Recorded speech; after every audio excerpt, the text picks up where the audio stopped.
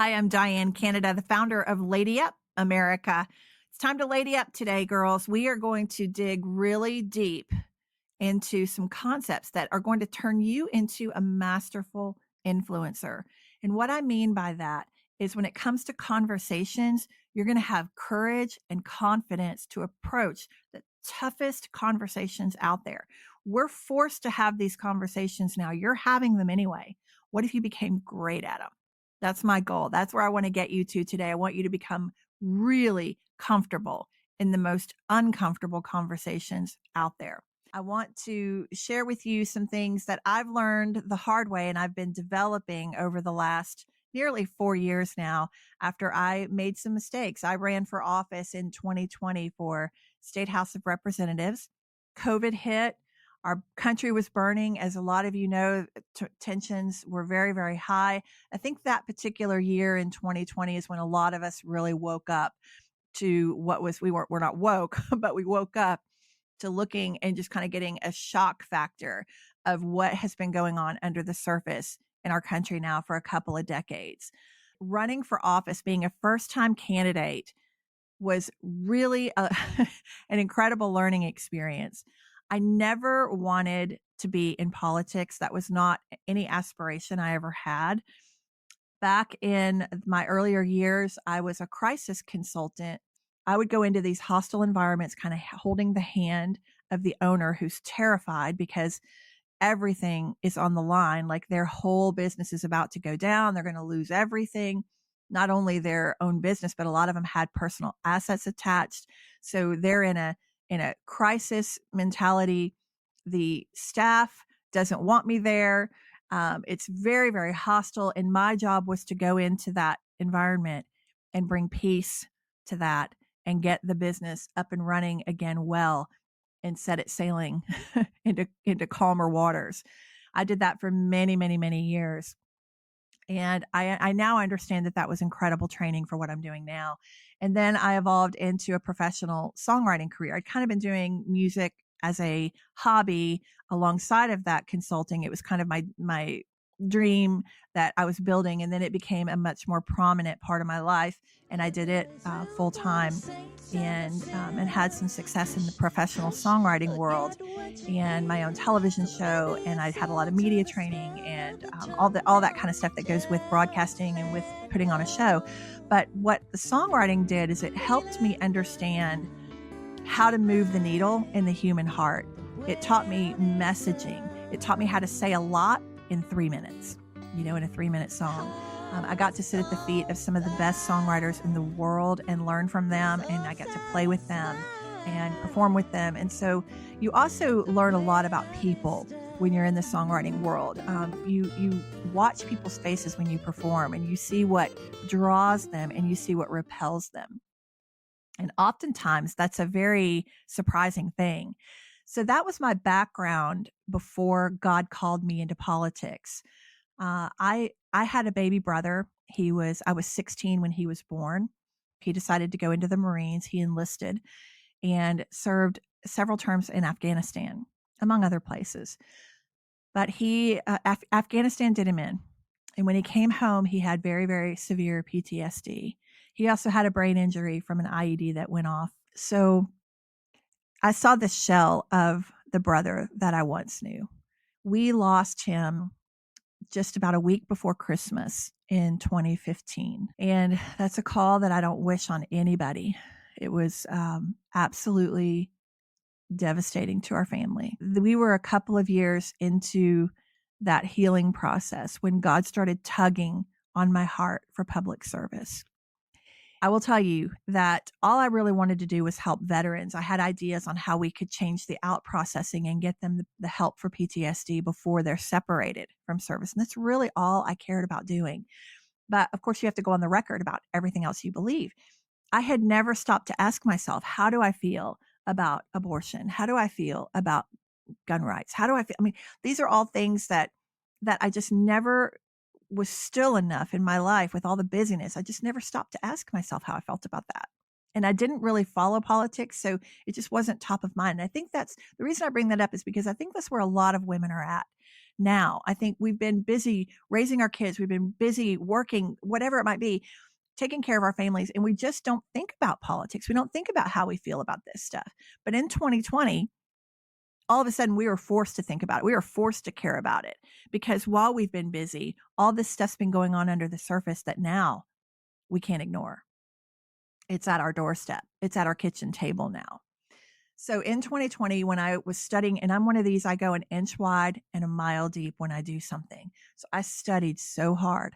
I spent time up on Capitol Hill shadowing our legislators.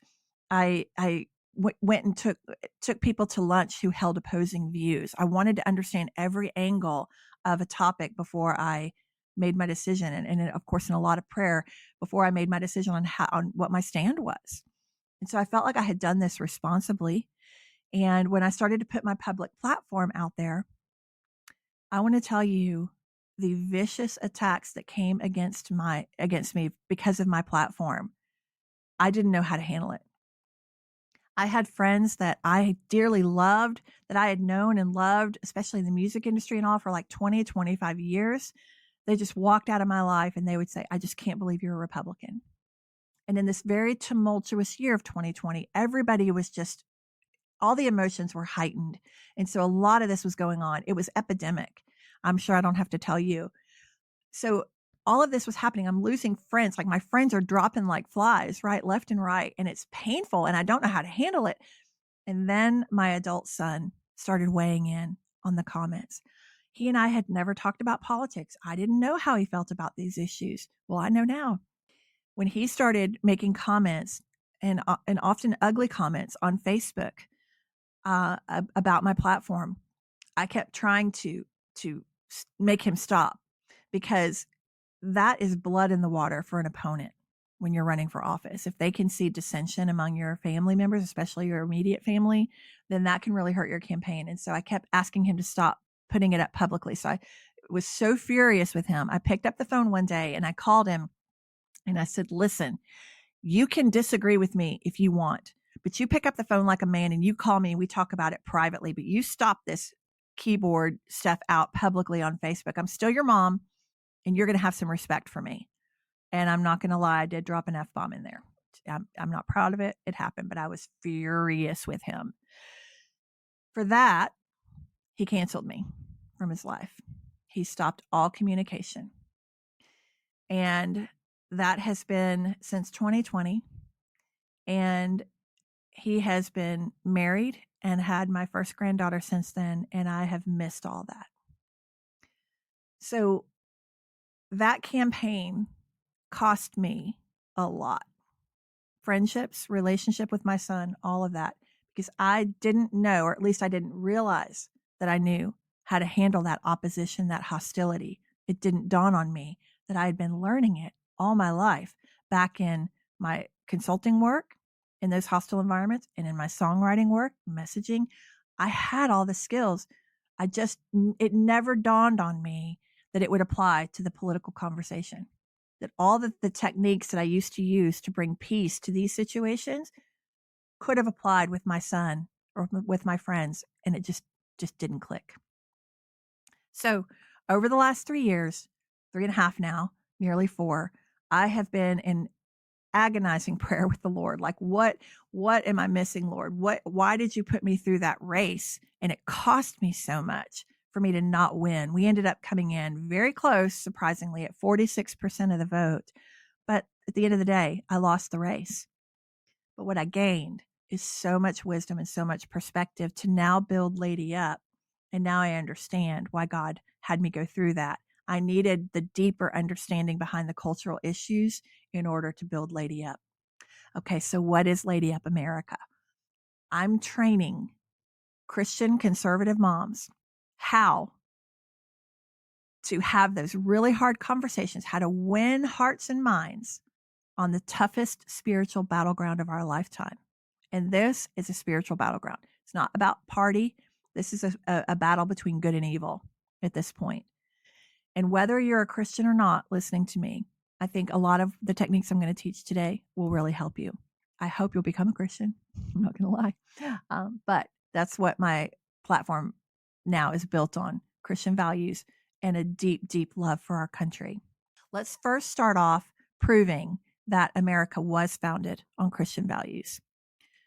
Not only did our founding fathers, many of them, believe in the Lord, they were Christians themselves, but they knew that in order for a free society to be sustainable, people had to be trusted to be self-governed. We had to be trusted to govern ourselves in order to keep government small.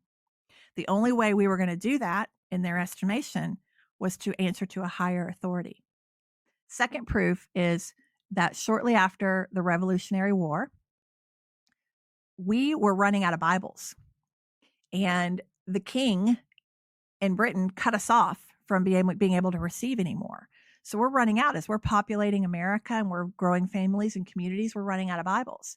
So Robert Aitken, many of you know Stephen Skelton with the American Bible Project. I serve on his board, and this is where this comes from. But he has taught us that Robert Aitken, who had been responsible for many of the journals of Congress, he was commissioned by Congress to publish the first American Bible. I actually got to hold one, and recently on one of my podcasts, we had it here. Recommend you go back and watch that. But it was an incredible Bible to hold because it was written and published 5 years before our Constitution was written. So it was just incredible piece of history. But not only did Congress commission him to print it, publish it, print it, but to also send it out to every American as the way to self-govern. And it was approved by Congress. So that's proof right there that we were founded on Christian values. The other thing I will say about that issue, a lot of pushback that you're going to get from people is they're going to say, don't push your religion on me, separation between church and state. Well, there's nothing in our founding documents about a separation between church and state, nothing. That is a reference from a letter that Thomas Jefferson wrote to the Danbury Church, just assuring them that government would never interfere with their business. But it has nothing to do with the fact that God doesn't belong in our decisions when it comes to our government and us as a people. So I propose to you that there's no such thing as separation between church and state, only separation between state and church. Okay. But our founding fathers knew that God needed to inform our politics, to inform our laws. Our Creator, we have inalienable rights as human beings from our Creator. Government's job is never to give us rights or to take rights away. Their job is to protect the rights that we were given by our Creator. Okay. So that's just a quick overview. Yes, we were absolutely founded on Christian values.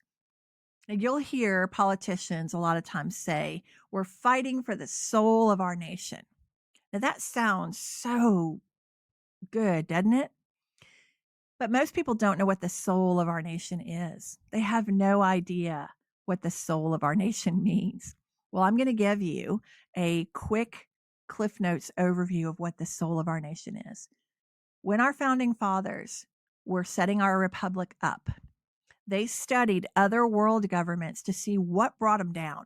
Like, what were the common denominators in all these other governments that toppled? What brought them down?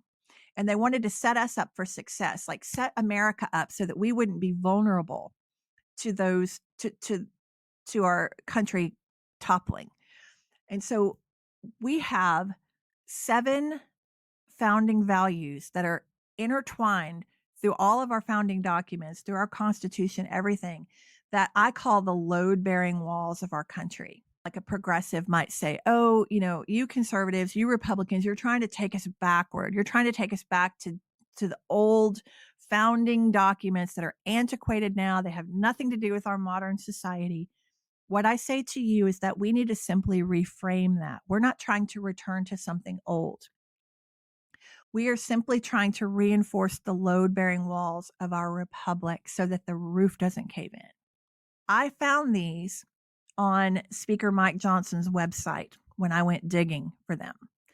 I heard Marsha Blackburn make a comment one day, well, we as conservatives believe in the rule of law. And my ears perked up and I'm like, where did she get that? And again, not being, in politics for very long, I just wasn't aware of them.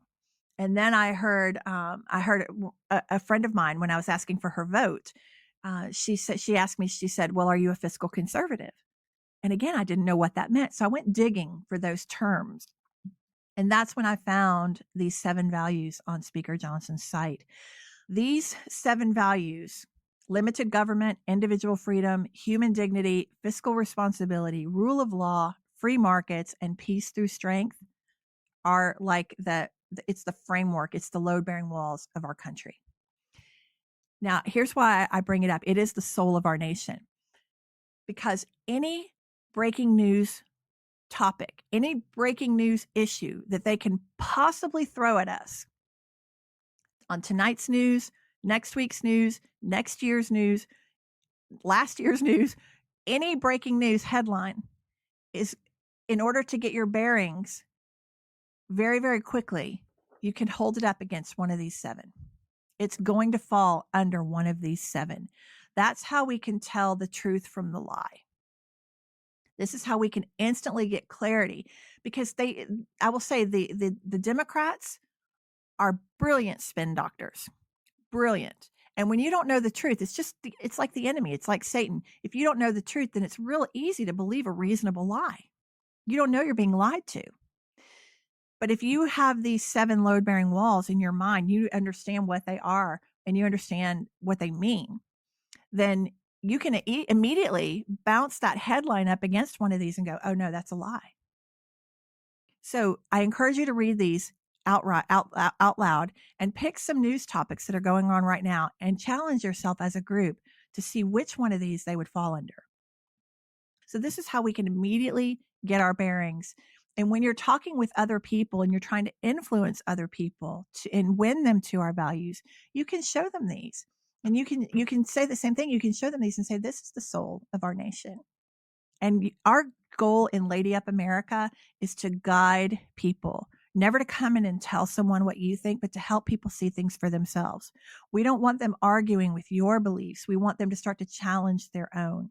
And that's what this is all about. So let's move into how we do that. Now, our first step always, whenever we're going to influence anybody, we have to do some housekeeping first. We've got to clean up our own house. You are not going to influence anyone if you're coming across as a hypocrite, if you're offended easily, if you are doing things that send the message that you don't walk what you talk. So we've got to do some internal housekeeping first. The only way that we can influence is if we can attract people to what it is that we're trying to say or trying to get them to do. God is the only one that can change a heart. So the first thing we need to do when we're trying to influence anyone is we need to release the outcome. We need to understand that we are not Jesus Jr., and we are not likely going to see their transformation. What we need to do is we need to be good ambassadors for the Lord and someone that they're attracted to. If we give into our emotions and we melt down or we allow offense to get the best of us, we allow our emotions to get the best of us, then what it does is it renders us helpless. It renders us ineffective in our ability to influence someone else. With walking out the fruit of the Spirit, patience, kindness, love, self-control, peace, joy, the fruit of the Spirit that God talks about, that's what's going to attract people to us. We're never going to attract someone by coming in and waving a finger and telling them how wrong they are, or by coming in like a bull in a china shop. It's especially unattractive on women. But we can attract people to our values. And in this housekeeping step is where we really go deep on how to do that. And I will tell you, I recently had a girl on my podcast who was a hardcore atheist, Democrat. She was one of those keyboard warriors probably back in the day who would have been on there during my campaign, just viciously attacking me. She had a massive heart change, and now she is a very, very loving, warm Christian Republican. And she said that the biggest transformation in her life was genuine, authentic Christians who won her over. When we come with love and when we come with peace, we're bringing something different. than what is going to put those walls up. And in fact, no matter how different and disparate our beliefs may be, if we come from a place of peace, those walls naturally come down, and it intrigues the spirit of the listener, the spirit that the listener might not even acknowledge that they have. But believe me, as a former atheist, it matters and it shows, because if you go to a person who's not a believer, not with the idea to lecture, not with the idea to wag a finger, but with the idea and the intention to understand, why don't you believe? And then let them get to know your heart without pressuring. Jesus never, I always say, Jesus never forced himself on anybody. I'm not going to do it either. He never argued on his behalf. I'm not going to do it either. There are enough people in this world who will have ears to hear, who are drowning from the outcomes that the world has given, the outcomes that the world will always give. That when they come face to face with the living faith of Jesus Christ and Christianity, they cannot help but be intrigued. And that's what mattered to me, was it wasn't some group, that it was just people speaking from their heart and taking the time not to judge me, even though they knew I was wrong. They knew I was wrong, but they didn't tell me that I was wrong. They just wanted to understand where I was coming from. So I've seen, and I've heard that story over and over and over again. So that's how we win them, y'all, is by attracting them to us. And I know it's hard. I know there's some of you that are sitting there saying, well, I can't help it. Whatever I think just comes out of my mouth. That's just how I am. I've heard that. I've heard that many, many times. You got to pick your heart at this point. It's really hard to hold your tongue. It's really hard to love unlovable people. It's really hard to forgive. It's really hard to not give into your emotions and have a full-blown meltdown. It's really hard to not tell them off. It's really hard sometimes to not slap them, right? It's also hard. So that's hard number one. Hard number two is giving our children over to Marxists, handing our children over to pedophiles. It's hard to watch our freedom in our country tank. That's really, really hard. So at this point, ladies, you got to pick your heart. You're going to walk through my housekeeping step and learn how to attract people? Or are you going to continue maybe acting out some of these behaviors that repel people and continue to watch our country circle the drain? That's where we're at. Pick your heart. Okay. I know I'm a little hard on you. I'm sorry. Step number 2 is entertaining. In this step, we are dropping all of our judgment. We're dropping all of our opinions. We're just checking them at the door. And we're going to start engaging with someone who has an opposing view. So you're going to ask questions like, help me understand that. Help me understand where you're coming from. I really want to understand. Help me see this through your eyes. Okay. And you have no response. All you're there to do is become a curious listener. Just listen to what they have to say. One of the biggest things that I hear from people that eventually we went over is they always say, you really took the time to want to hear what I had to say. You really took the time to get to know me. That's what won me. So we have to be willing to hear them out, as hard as that might be, because if they say things that are diabolically opposed to what you believe, it's really, really hard to do that. But again, pick your heart. So we're going to listen to them. We're going to be a curious listener, and we're dropping all of our opinions and judgment about whatever it is that they have to say. At this point now, when you've done that, you've shown up in this first step as an authentic person, walking out fruit of the Spirit, releasing the outcome. You're not trying to see the conversion and take place in front of you. You're trusting that to God. It takes all the pressure off the conversation and allows you to just be an authentic ambassador for the Lord. So that's our step number 1. Now you've got step number 2, where you're leaning in and you really care about what they have to say. You want to understand their worldview. At that point now, you've earned permission to be heard. Now you can move into your third step, which is gardening. And this is the gold of Lady Up America. This is like this is what God showed me. In the gardening step, now you become like a modern day Yoda. You become somebody who's guiding them, not manipulating, okay, fine line, but you're guiding them to their own aha moment, their own like, oh my gosh, I never I never thought of it like that. Oh my gosh, I never saw that before. That's what we want. So in this step, I teach you how to do that. I'll just give you a couple of little things. First of all, we need to reiterate the fact that we've got to release the outcome. Think of this like planting seeds. If any of you are gardeners out there, you'll know this. When you plant a seed, you put it down, several inches down into the ground, and then you cover it up and you walk away. You water it. You might nurture it with some plant food, but you don't know what's going on under the surface. All your job is as the gardener is to plant the seed. Then as that outer shell, right, even as a person, their outer shell starts to kind of, fall away, then the life inside of them, or the ability to listen, or their willingness to listen, all of that then can start to come forward. God is doing that work in them in secret, in private. You're not really going to be, in the audience for that. That's between them and God. Your only job is to sow the seed. Now, what is the seed? In Lady Up America, the seeds that we sow are called lingering questions. They are brilliant. They're not from me. God showed me this. I'm not saying I'm brilliant. These lingering questions are brilliant, and you will come up with your own brilliant questions. But let me tell you how they work. So a lingering question has 5 ingredients. Okay. It's got to lead with compassion. It's got to be responsive and not reactionary. It's got to stop people in their tracks. It's got to linger in their mind long after your conversation is over. And then it's got to invite further discussion. Okay, so that's the 5 ingredients of a brilliant lingering question. So what happens here is you drop that incredible question into the conversation. And then the minute you drop it, within 3 to 5 seconds of that, you find an excuse to get out of the room.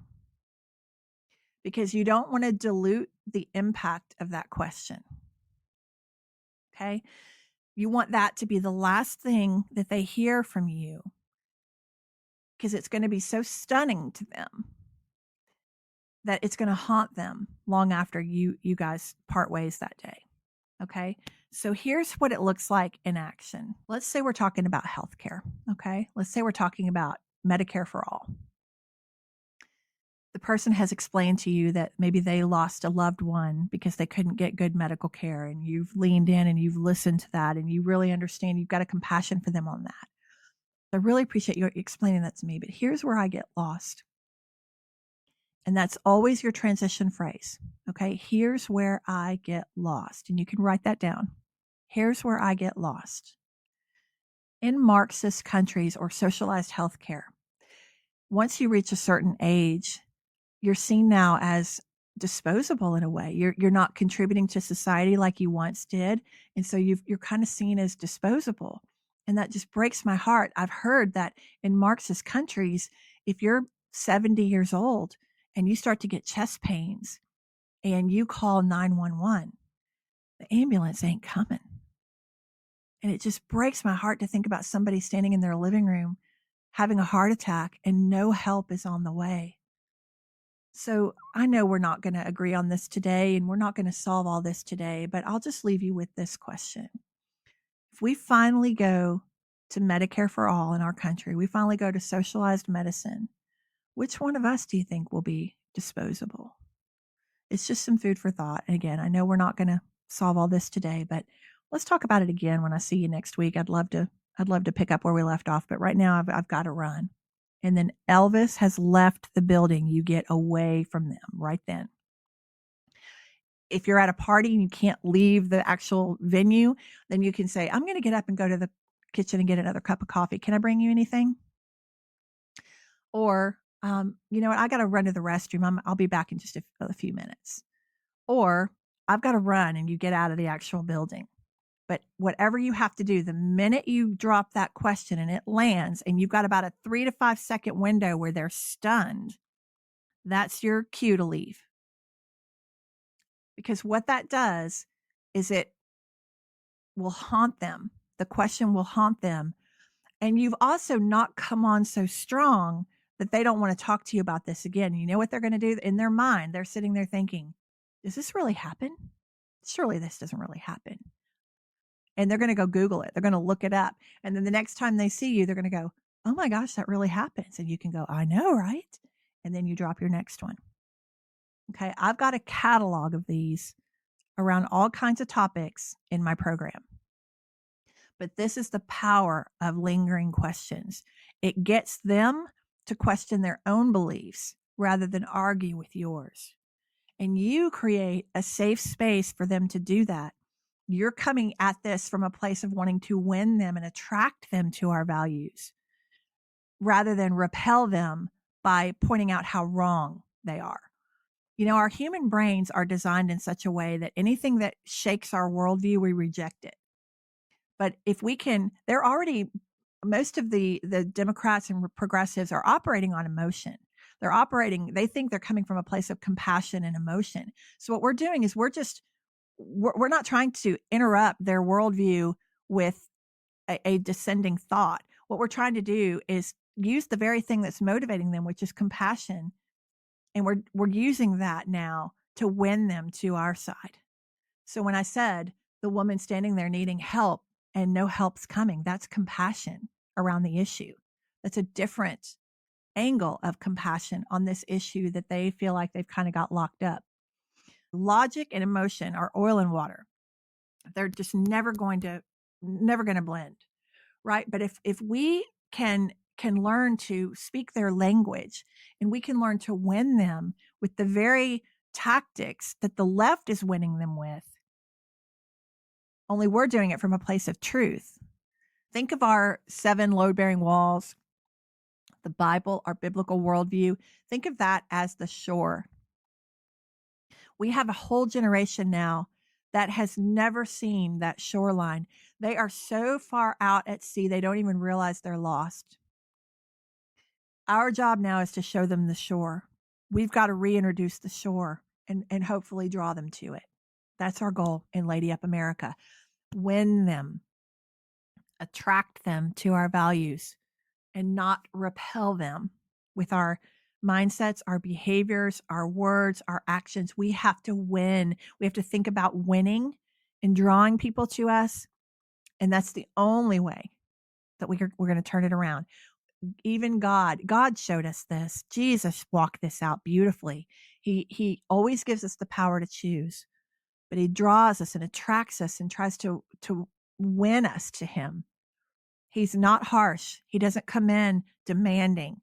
He tries to win our hearts, and that's what we have to do in our culture now. All right, so now that we've hit the highlights, who wants to go deeper? Do you want to go deeper with me into these concepts? And what if I told you it's free? Absolutely free for all of you Republican women, Christian women out there. I am offering this to you at no charge, no strings. Okay. I want you to get really, really great at these concepts, at these techniques, so that you feel so comfortable to start going out and applying them, because you have a sphere of influence that none of us have. The people that you encounter every day, those neighbors at the mailbox, those clients or coworkers around the Keurig machine at work, your adult children, your teenage children sitting around the dinner table at night. Maybe it's that fellow mom sitting beside you on the ball field. Who knows? You have a sphere of influence, whether you have a platform or not. And those people that you see over and over again, those are the people that these techniques work best on. So the virtual book club is located on my website at ladyupamerica.com. What's in it? Well, we're going to walk through each chapter together. I'm going to handhold you through the chapters. So we're going to take it slow. Although I will tell you that the entire course you can get through in just a few days. Okay. But each chapter at a time, I'm going to give you a video reading of the chapter, so you can listen and watch as we follow along in the chapter. Or if you prefer audio only, then you can listen on the go in your car or on your walk, whatever you might want to do. Or if you like to read, then we'll have the text version of the chapter in there and you can read it. At the end of each little section of each little session, then there's going to be homework maybe for you to do, or there might be a little test in there for you to just test and make sure you're retaining what you're learning. And like I said, it's very digestible. We're going to walk through each chapter together. You're going to get trained up in these techniques, and then you're going to go out and you're going to start applying them. You're going to feel confident to do it. You know, a lot of the reason why people don't approach these conversations is they just don't know how. They don't know how to handle the pushbacks or the objections that they get. Well, this book's going to fill in a lot of blanks for you, where all of a sudden you're going to go, oh, I know what to say. I remember that. I know what to do. And that's what gives you confidence. And then the more that you apply it, the more confident you get, because you start to see how it works. And that gets you excited. We have a country to win back, and we need you on the battlefield. Each person has massive impact in our culture. And God can take your efforts and your conversations, and he can multiply them. We've seen A Wonderful Life. It's a wonderful life, right? Look what one person can do to make impact on a culture. It's loaves and fishes. He can take your efforts and multiply it. And maybe if you've got somebody looking on, maybe your children are watching you, and it's lessons to them on how they can approach these conversations in their sphere of influence with their friends. Or maybe a girlfriend watches and goes, hey, I like what you did there. And you can help teach her. Who knows where it could lead? But you have a corner of the world that you're responsible for, that you can make tremendous impact on. And I want to help you to grow so much in this area so that you're like a rock star in your corner. Let's get busy in the virtual book club. Let me train you up, and let's get out there and win our country back. All right. There's no cavalry coming out of Washington, y'all. It's up to us. All right. Lady up, and I'll see you soon. I hope. Bye-bye.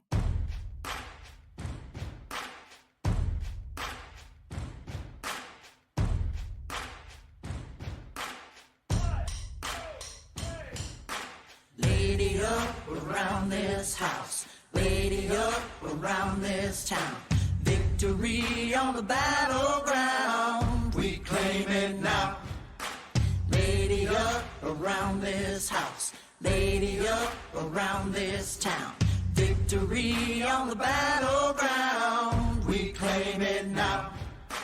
Lady up around this house, lady up around this town. Victory on the battleground, we claim it now.